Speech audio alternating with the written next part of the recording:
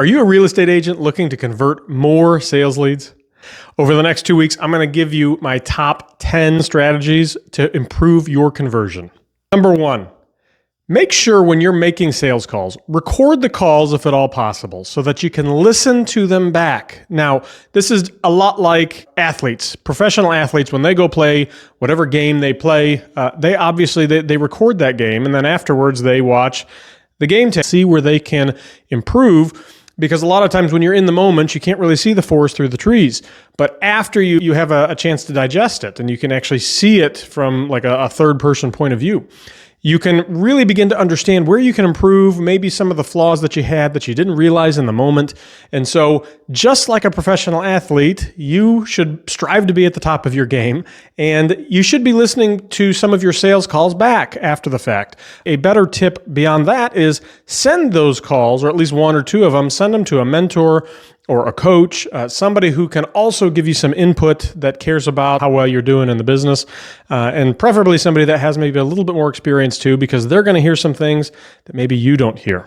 Number 2, make sure when you're talking with your sales leads, this is the case both in person and on the phone. So if you're in person at an open house, if you're on the phone talking to them for the first time, make sure you're using a downswing versus an upswing. Now, what I mean by that is I'm going to give you a phrase, I'm going to use the exact same words, but I'm going to use a downswing versus an upswing, and I suspect you're going to hear the difference.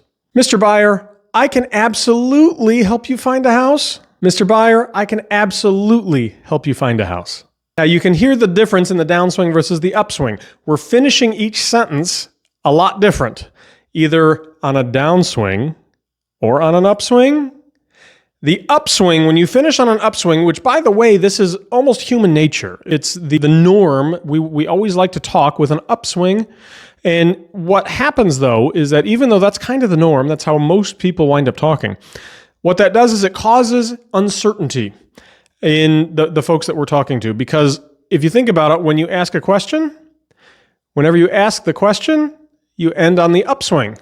And so every time you're ending on the upswing, you're raising a question in whoever you're talking to in their mind. You're raising a question, you're causing that uncertainty.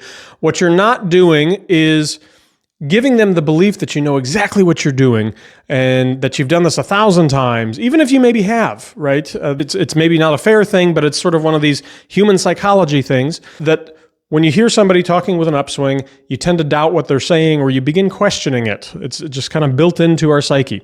So make sure, this is a really hard one to learn. It is, for almost everybody, has to be a learned skill. You have to end on the downswing.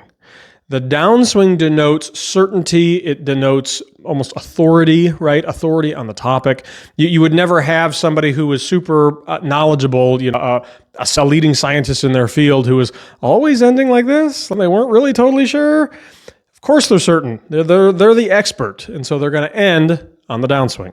Number 3, this is probably one that I have the hardest time with. It is eliminate your ums, uhs, and just sort of verbal tics. So a lot of folks, if they're not saying or they're saying things like stuff like that. That's another common one.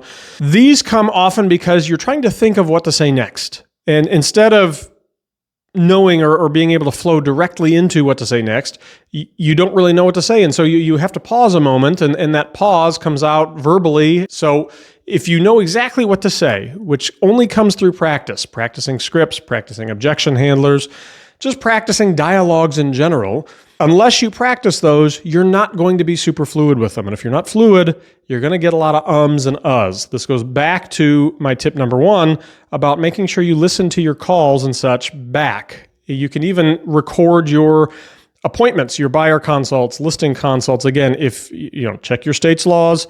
Some states allow you to record your appointments and some don't.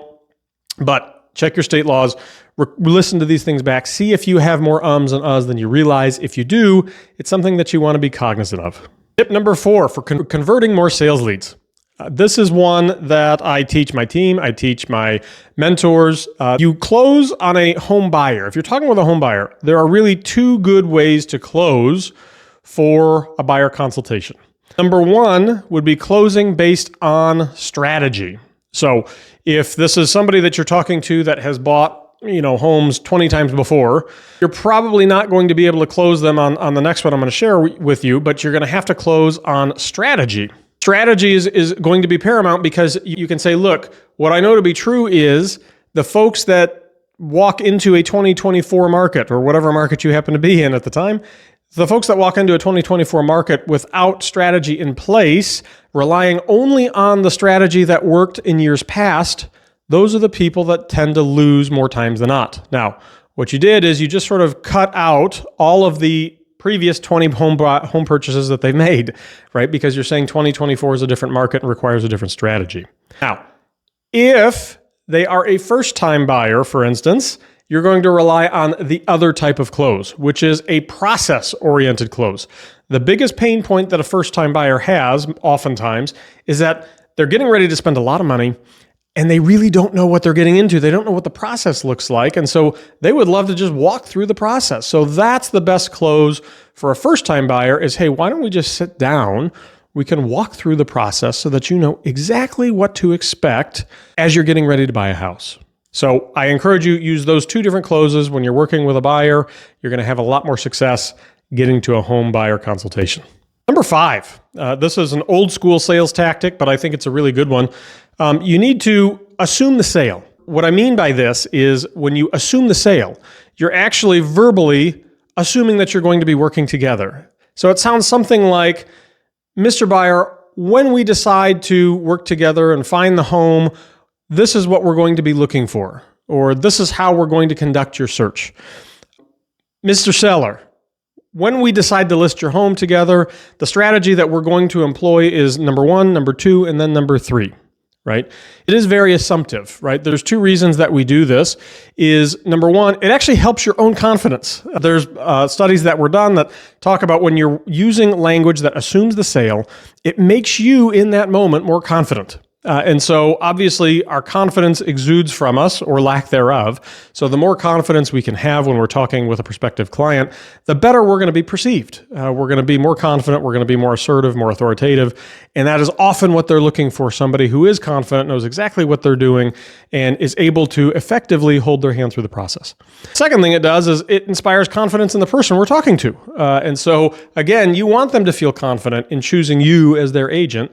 And so make sure verbally, when you're speaking with them, you're assuming the sale and talking to them using words as though they're already your client.